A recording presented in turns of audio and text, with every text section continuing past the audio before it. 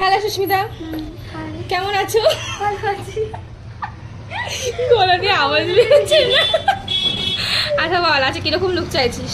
তুমি তোমার মতো করে রাজিয়ে দাও, কিচ্ছু জানি না। বলে গলা ব্যথা করছে। আচ্ছা ঠিক আছে, দেখা যাক কিরকম লুকটা আসে। Hello everyone, welcome back to Bithi's makeup zone. কেমন আছো? আশা করছি সকলে খুব ভালো আছো। সেদিন ছিল আমারই এক স্টুডেন্টের বেবি শাওয়ারের মেকআপ, আর সেদিন ছিল মারাত্মক গরম আর হিউমিড ওয়েদার ছিল প্রচন্ড। দুটো স্ট্যান্ড ফ্যান চালিয়েও প্রচন্ড পরিমাণেও ঘাম ছিল।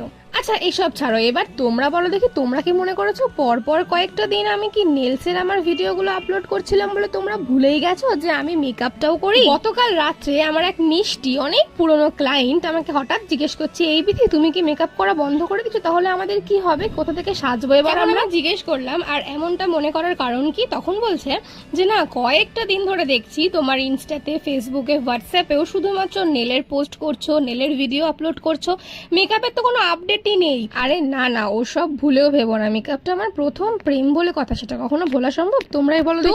আর টেনশন না করে ঝটপট নিজেদের স্পেশাল ডেটগুলো আমাদের সঙ্গে বুক করে ফেলো স্ক্রিনে দেওয়া নাম্বারে। টাটা।